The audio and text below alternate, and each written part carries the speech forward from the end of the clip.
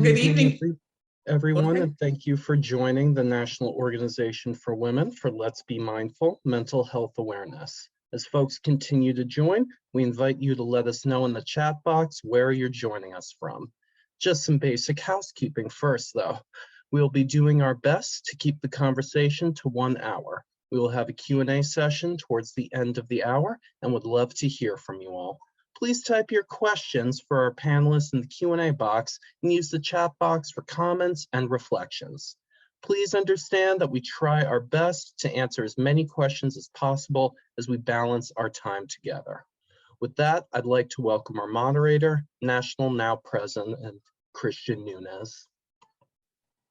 Thank you very much, Carlo. Good evening, everyone.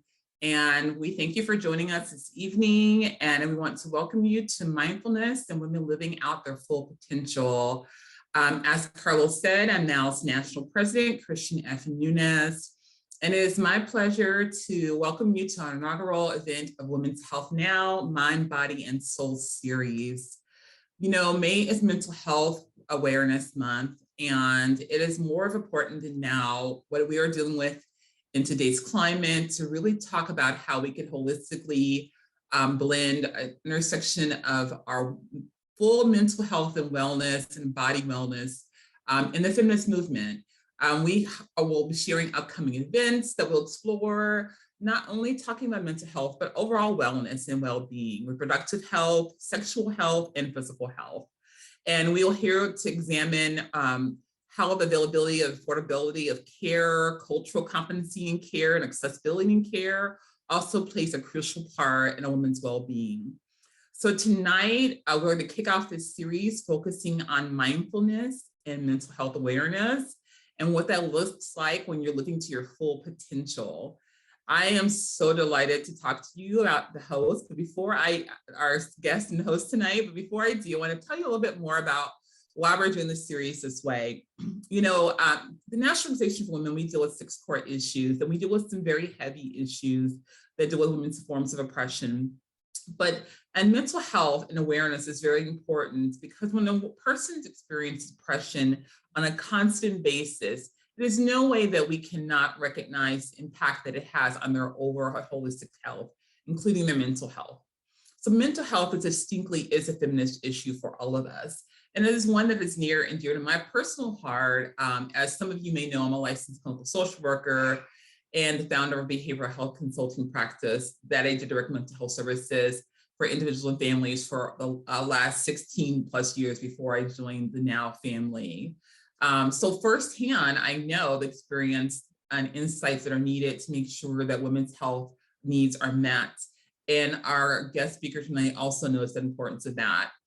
We often say that in order to be the best activist and advocate, we have to really understand the missing pieces of policy and legislation, and also understand the holistic part of the whole person. So we have to also recognize what that means of healing and wellness in that part. Even in the best times, having access to proper mental health care can be a challenge. And we are seeing that right now with our legislation. We're seeing that in our clinics. We're seeing that in our homes and in our states. And the science behind mental and physical illness is constantly evolving.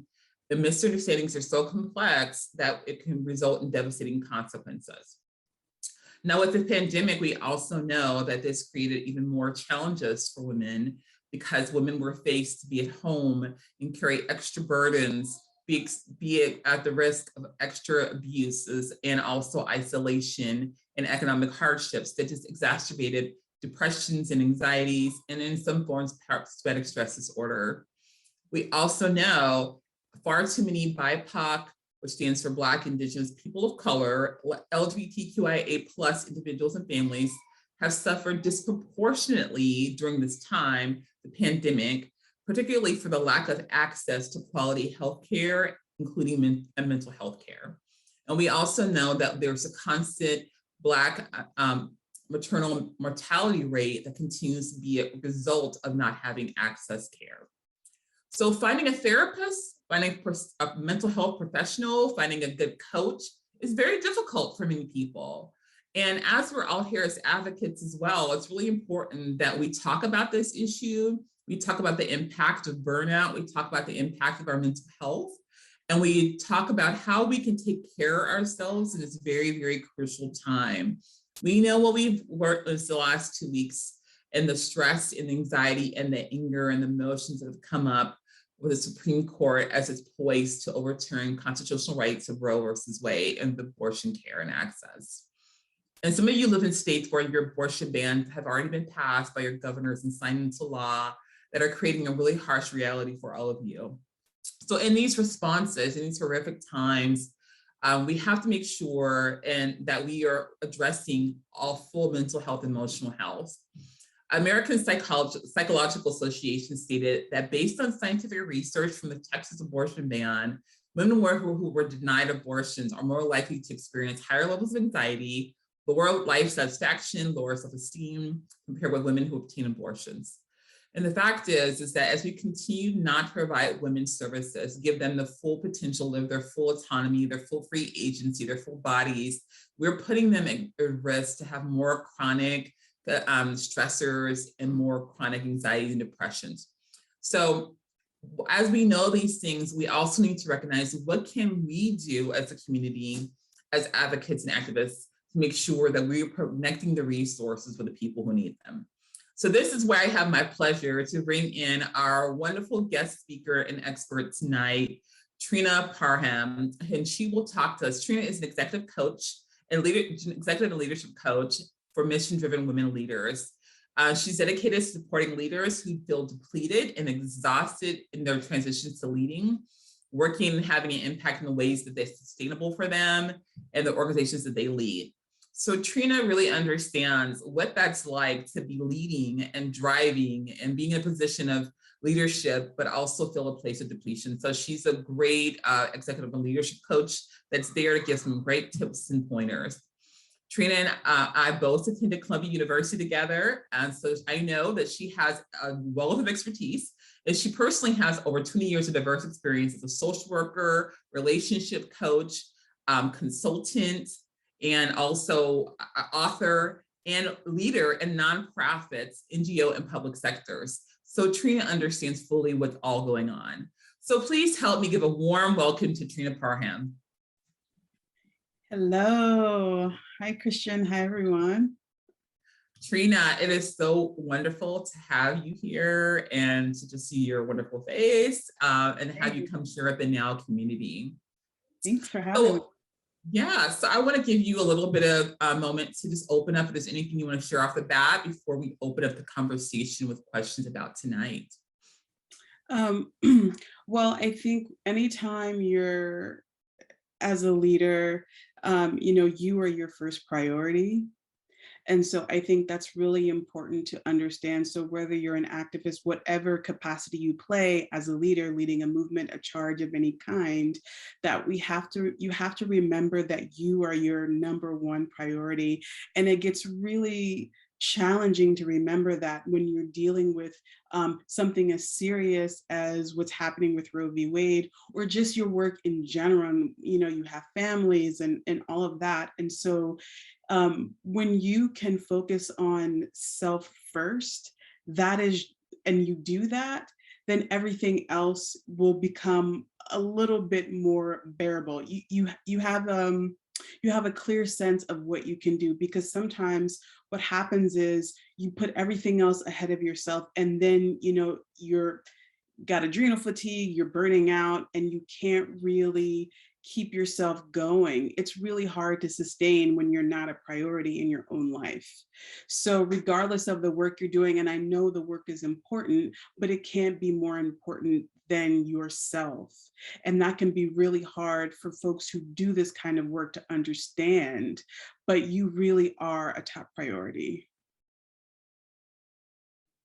You know what? You just opened up this conversation we're going to have in dialogue so perfectly, because I think a lot of times when we work in this field, or we're volunteering or advocating or being activists in this field, in this type of work, we're so committed and passionate about the cause that sometimes we lose track of the fact that we have to always put ourselves first.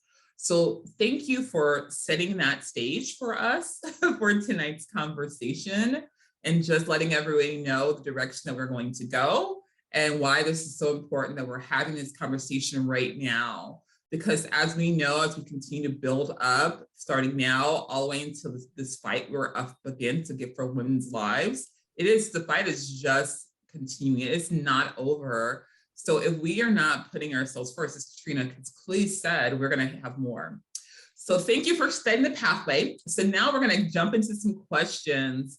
So one of the questions I know a lot of times everyone wants to know are, what are some unexpected sources of stress or mental health strains that people may experience? So what are some things that may cause a person to have stress or mental health strains that they may not even be aware of, they may be going through in their life right now? Wow, that's a really good question. I think one of the unexpected stressors for so many people is not having good boundaries. And so when you are someone that you know your plate's already full and you keep taking on more things, that's when you realize that that pressure, that undue stress that you're under, burning the candle at both ends, doing all of that, that's one of those sources that you don't realize right away. It's one of those things that sometimes it has to get so far to the point where, I mean, you can really get physically ill because you're doing so much, you're doing too much. And then you wonder, well, okay, well, what happened? And the more and more that I work with folks, you know, through my own practice and just having conversations with people, how many people have gotten physically ill because of stress? And so not to mention just the mental health strain, but just the strain on your body. And so, you know, it really, I think that boundaries piece is something that often is unexpected. Yeah, I think that's a great piece to talk about is boundaries. But how would you encourage, like, you know, when we think about people and activists and we think about leaders, like women leaders, right? Because we have a lot of women leaders within our organization and a lot of that are joining us and we work with every single day. And there seems to be unrealistic expectations for women leaders, right? And we know that the society doesn't set the same standards or give the same grace to women leaders. So as we have always had to push, and to break the glass ceiling was hard enough, but now having to continue, and then once you break the glass ceiling, get to a point of leadership or get to a point of like a certain level of success, or even no matter what field you're in, no matter where you're working or operating, or even as an activist, there still becomes like this unrealistic, irrational expectation of superwomen or superwomen, or, you know, well, you have to give or sacrifice. So can you talk to a little bit more about how do women deal with those unrealistic expectations that come, and how do they do that and be able to have boundaries in the same time? Mm-hmm. Yeah. First of all, I want to say, if you're dealing with something like this, unfortunately for so many of us, it's like you do it until you get tired of doing it. You put up with it until you get tired of putting up with it. I think that's first and foremost. The other thing is, I think women, because of that outside pressure, we often put so much pressure on ourselves and we automatically say, well, I can't change that, or I can't have a boundary here, or I can't do this, or I can't do that. And that's really not the case. What's more accurate is this is going to make other people extremely uncomfortable if I say no. So how comfortable are you with discomfort? Do you understand what I'm saying? Because that is really what's required, is regardless of how someone else responds. And here's the thing about boundaries is people get angry when you start to put boundaries in place. So that's real. So for a woman leader, it's important to be able to hold not being the good girl, not being liked, you know, even being, you know, being on someone's, having a target on your back, all because you're not doing what you used to do. So you've got to get to a place where you're first and foremost okay with that. I mean, can you say it again? I mean, But that's the biggest part of it. That's the big challenge. If we just drill down to the heart of it, that's what makes it so difficult for so many women, because we're not used to being that person. We're used to being the yes woman. We're used to always saying yes, no matter what the request is. We can never say no. We don't want to hurt so and so's feelings. We said we'd show up for the bake sale. We said we show up for the march. We said we do the thing for our kid. You know, everybody's got a request. And so again, it's really incumbent on you to pull back and to begin to say no, and be able to just hold and be comfortable with the fact that other people are going to be extremely uncomfortable with your decision. yeah, and I'm glad you say that, because, it's a place of getting comfortable with being okay being okay with your no, and being okay with the response that you get from saying no. Because I think what's unfortunate that happens a lot of times is in society, like exactly what you just pointed out, is that when you do set your boundaries and you set healthy boundaries for yourself, there's difficulty that's written or added to your description, or there's like, this person's hard to work with, this person's difficult, this person's rigid, or they're not smiling, or they're not happy, and it's, or they're throwing a tantrum if they just chose to set you on call you out on disrespecting them. And I always find it to be so, this is where we see a lot of sexism come up too, because if our men were to do this, it would be nothing. Like, I think of, it reminds me of the Ketanji Brown Jackson confirmation hearings, right? And if you just think about all of the senators and everyone who were able to yell and scream, the white men who were able to yell and scream and make noise and be very expressive of their emotions, and just berate in this, and it was accepted. It was seen as they have a right to express themselves. Mhm. And future Justice Ketanji Brown Jackson had to remain poised, because she already knew that it was not the same allowance for her, right? And as women, we do not have that same allowance. And then if you're a woman of color, you do not have that same allowance. And then you have other marginalized, disenfranchised subgroups to you, or cultures to you. It's even worse for you as you go further and further into it. Absolutely. So yeah, so I think it's so great that you shared this, because it goes back to also, I think, how do we as a group start recognizing our responsibility to allow people that grace? Right. And I think a lot of it has to do with our own internalized sexism and the messages that we received growing up from parents or whatever. So even though we think, we're doing one thing, but our behavior is really something else because of that deeply held belief. And so I think we have to challenge that status quo. We have to challenge saying a woman is difficult because maybe she's having a bad day. Maybe give someone the benefit of the doubt if you see, what's happening and what's going on. Or if someone says no, then that's okay. It's okay for someone to say no. It's okay for you to say no. And, we'll all figure it out and do the next thing, or ask the next person. And that's okay. And no could just be no, right? There doesn't have to be anything to the no, right? Right. And it doesn't have, and I think that's, I know people say a lot like no is a complete sentence, but absolutely. It doesn't necessarily need an explanation. And it doesn't mean that you have ill intentions toward anyone or toward a situation or an organization or anything like that. It's just, no.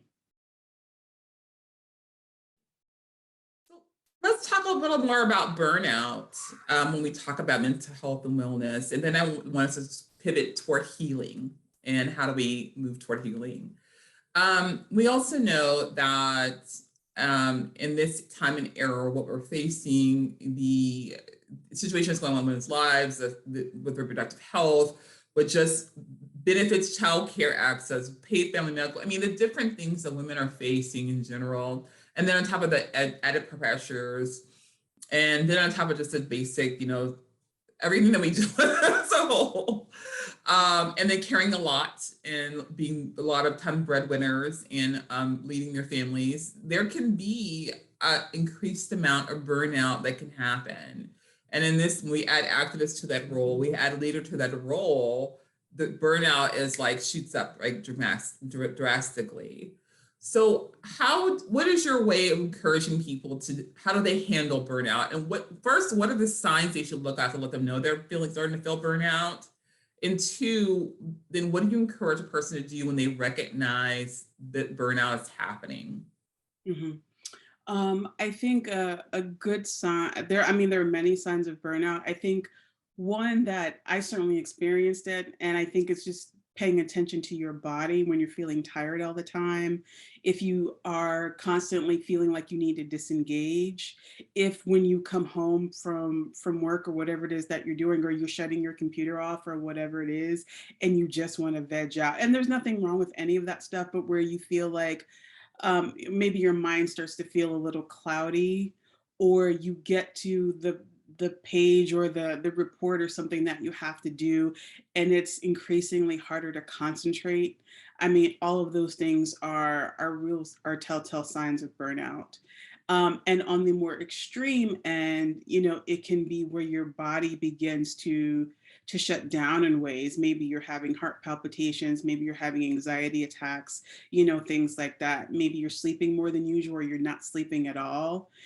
All those kinds of things are really symptoms of burnout. And what was the second part of your question? What are some suggestions that you would encourage for people to deal with burnout if they start recognizing some of those signs? Right. So I know for me, I had to, again, I was on the extreme end, and I had to take a long time off. But I realized everyone can't do that. I think the first thing is figuring out how you can give yourself as much empty space as possible. And so what I mean by that is, if you find yourself working 7 days a week, what will it take for you to give yourself at least a weekend where you're not doing anything, you're not responsible for anything?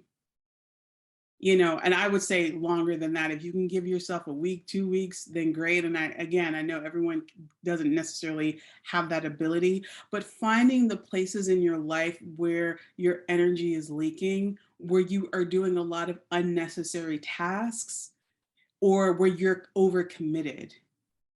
So it's like you have to become almost like a mercenary, cutting things out and delegating and getting rid of things and pushing as much off your plate as possible so that you can rest. That is the most important thing when you are recovering from burnout or dealing with burnout, is giving your system and your body a chance to reset itself, to right itself. And so sometimes, and I know a lot of times as women, we judge ourselves when, you just want to veg out, watching your favorite reality TV folks or whatever it is that you like, and there's no judgment in that, because it's like your mind and your body and your spirit are telling you, hey, take it easy, take a rest, and do it before it gets to the point where you end up in an emergency room, something that I know that's happened to a client of mine previously. So, as much as you can, give yourself free space, give yourself space to sleep, give yourself space to do nothing, just so that you can rest and spend that time however you want. That's the first thing that I would recommend that you do. And I love those things you mentioned, because it's not about spending money. It's about figuring out, prioritizing the time that you have within your own time, to also make that allowance for yourself and set that boundary for yourself that you deserve to rest, right? Because that's what you're saying. Because I know some people feel like sometimes when I'm burnt out, I can't stop working. I can't stop working. But when you are off of work, how can you refocus your time to give to you first, right? Essentially. Absolutely. And even if you can go on a vacation, You know, you find yourself, your mind is spinning. I know for me, when I was in peak burnout, it would take me, I would go away and it would take me, if I went away for a week, it would take me like 3 days just to be able to start to relax. And by that time, it's like half my vacation's over already. So, you know, so while, I mean, it's great. Hey, if you can get away, I say do it. But the more important piece are these things that I'm talking about, the things that when you come back from vacation, that you're still going to have that burnout feeling. So it's like those things that you can get off your plate, because it's probably, if you're feeling burned out, chances are it's been building, it's been simmering, and now it's gotten to fever pitch, or it's boiling, you're starting to boil. So you're probably going to need a longer time than you think. Recovery from burnout takes much longer than you think. So as much as you can get off your plate as possible, and like I said, free up your weekends, free up an extra day every other week or whatever it is, do something to give yourself that space that you need. Thank you for that. I appreciate that. So now I want to shift our conversation to healing, because one of the parts of this conversation we want to focus on wellness and how do we heal, right? So we know what can cause it and contribute to it, but let's talk about some of the things that are involved in healing. And the first question I want to pose to you is, how would you define healing as a coach and an expert? That is a big, big question. Um, I I think healing it's a cyclical, ongoing process. But for me, I would say at this stage of my life and work, um, it's where you're in that place where you feel like, okay, I'm okay. I'm okay, and I have the tools that I need to handle life as it comes at me. I'm not feeling too overwhelmed, or if I am overwhelmed, I know how to disconnect and recalibrate and get my mind, body, and spirit back in alignment, you know, or if difficult things happen, I know how to process it. I can process it and move forward. I'm not getting stuck in things. I'm not, you know, spinning out constantly. If I spin out, maybe it's only for a day or a few hours, and then I'm able to get back into my routine.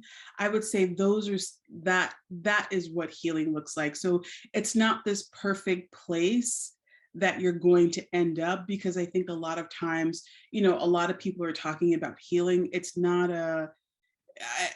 perfection, but there's an equanimity that comes when you feel healed. And truthfully, you might feel healed in one part of your life and not another. But I think overall there's a feeling of I'm okay with being present with where my life is and where I am right now. And you can say it's okay. And I feel I'm okay. Like I'm well. Even if you've got chronic illness or whatever, you're still like, okay, I'm okay. Yes, I think that's a great way to describe it. And because truly too, and I think sometimes it's also being okay and not being triggered by every little thing. Because I know sometimes in movements like this, people come into movements of equality because they faced injustice, or they've been aggrieved, and sometimes when we have not healed, we get stuck in that grievance. Yes. And then we don't know how to move past it. So then everything comes around, it turns into hostility and anger and more we're just aggrieved all the time. And it's like we can still be activists and heal from our grievance or our injustice, but then also know how to move forward but be okay in our own, like you described, being okay in our own center, so we can be even more effective too. Absolutely. And I think you hit on a great point. And I think it's being able to channel that energy into something. So, like you said, so not getting triggered by this thing anymore, but if it's something that you really care about, that you're playing your part in whatever it is.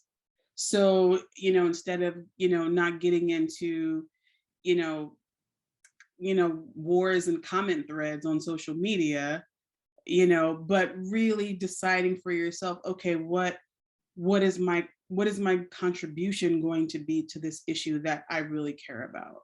Whether that's a financial donation, whether that's showing up for in other ways, whether that's getting politically involved, you decide for yourself what that is based on where you are and how you want to contribute. But doing something that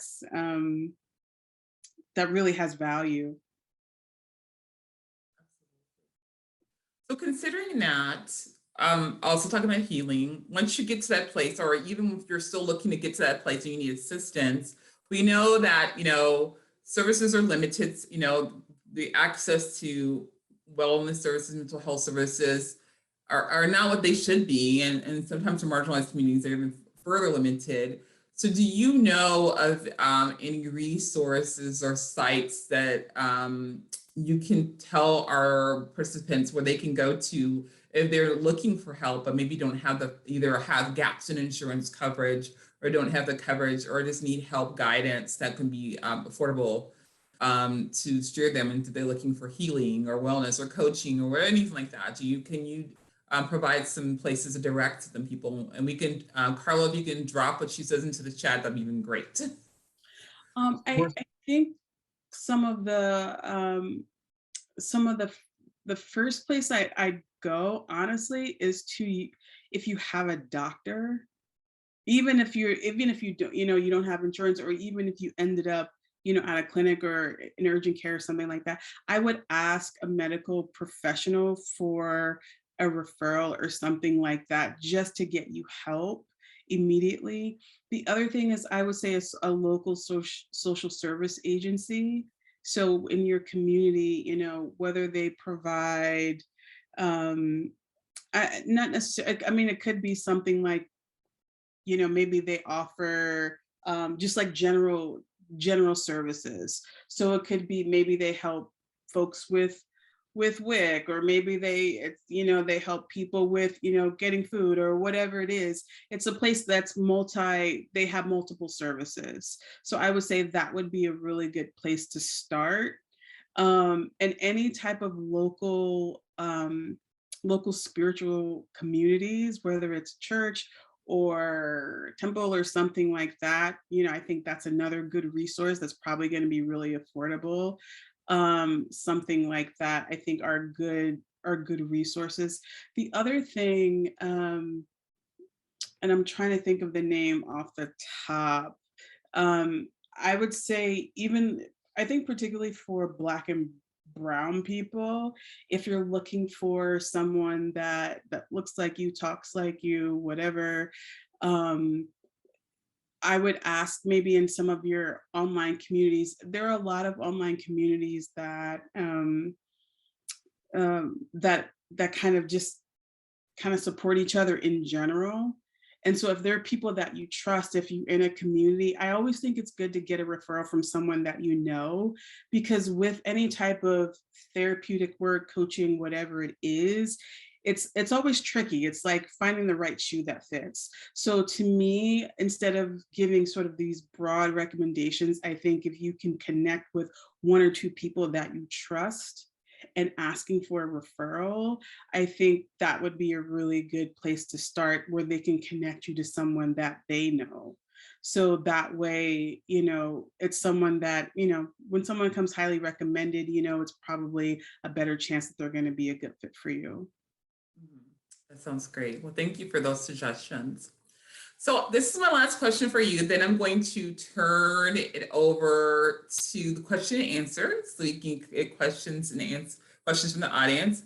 So let's think about if we know someone, a person in our lives that we are concerned about, and we see things and we're concerned. How would you encourage initiating a conversation with that person?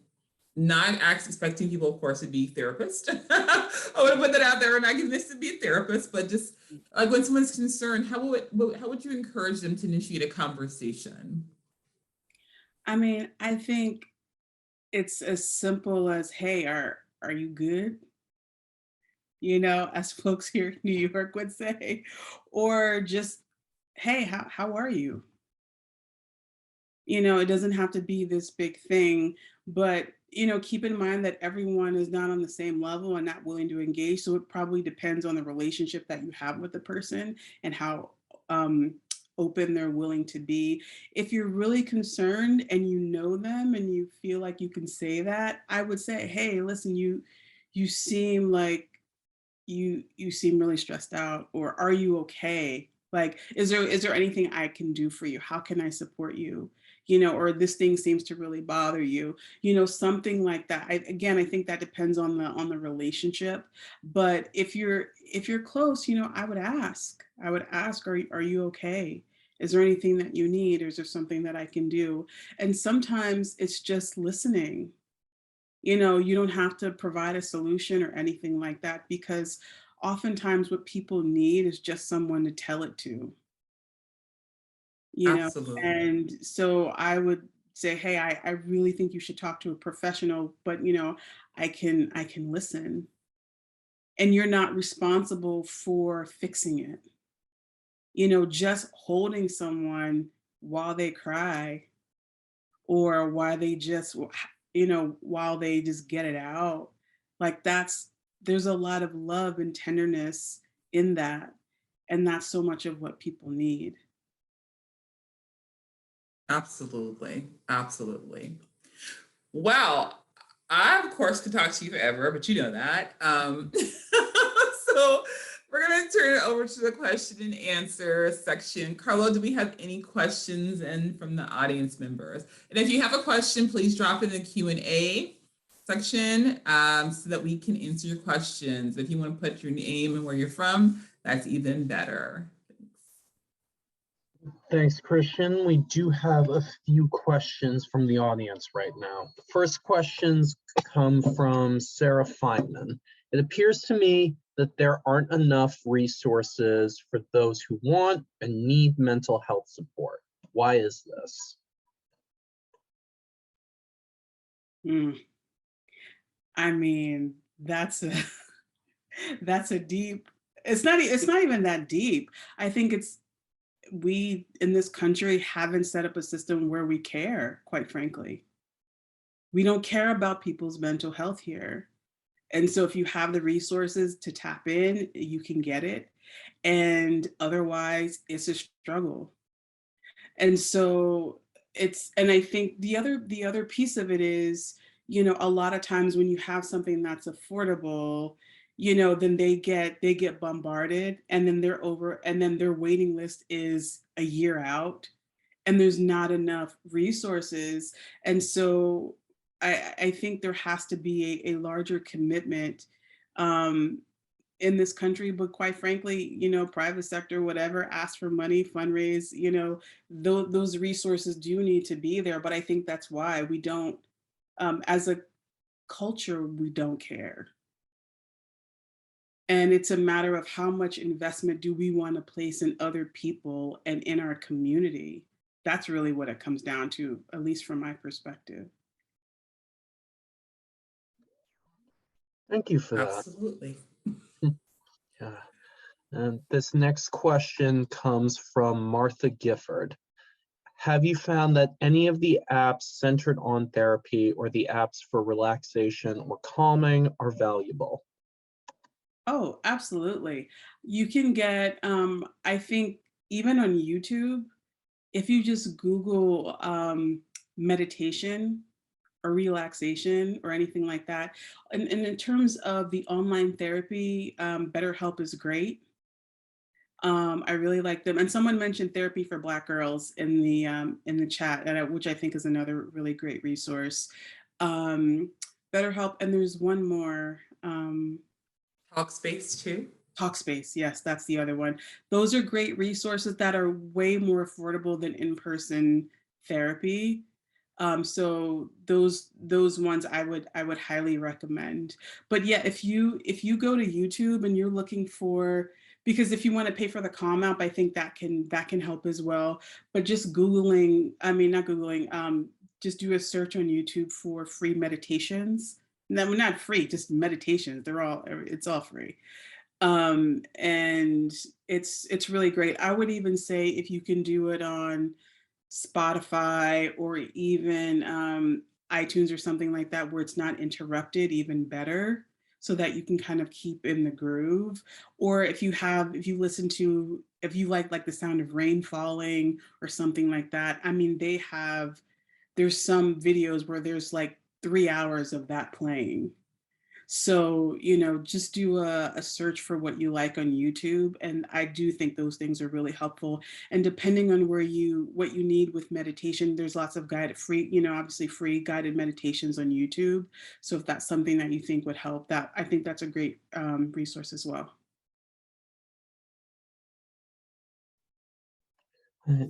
Thank you again. This next question comes from Joanna. What if you don't have a support system or someone to talk to and insurance doesn't cover mental health? What options do you have? That's a good question. I think you have to get connected in some type of community. But before that, what I would say, I think journaling is really helpful. And one of the things with journaling, now, journaling can be a little tricky, particularly if you have a lot of stuff that you need to work through. And so, I would keep it, maybe keep some of that contained. But one of the processes that I really like to do, and I still do this for myself, I do it with clients, but is if you record yourself with whatever you're thinking, whatever you want to journal, and then you listen back to it. So hearing what's going on with you in your own voice, there's something about that that really begins to shift you. So you might be crying and total mess, but it really does bring you a lot of peace. So if you really don't have anybody, but you need to just get it out, just doing that and hearing yourself talk to yourself is a really powerful tool. Journaling, doing something creative, anything like that. If you can move your body even in certain ways, I would recommend doing that. Oh, thank you so much. Oh, thanks, Christian, for mentioning NAMI. Yeah, absolutely. I think you do have to put yourself out there at least to connect, because this is not something you want to do by yourself. It's really hard. And I think that's one of the things that we learned from that's often missing in mental health care is community. And so many of us, that community element is missing. It is really hard to heal from burnout, from stressors, from all of the things that we've talked about tonight without being in community. And look, that community doesn't need to be, 100 people. Even just having a few people that you really trust, that you're in community with. Maybe it's some people, maybe it's a few neighbors or something like that. Or again, I think spiritual communities, depending on what you believe, could be a good place for some people. Maybe not everyone, but for some people. So just getting tapped in some way, or oftentimes just like support groups. If you have a specific thing that you're struggling with, there's lots of support groups that are out there that might be a good place to start as well.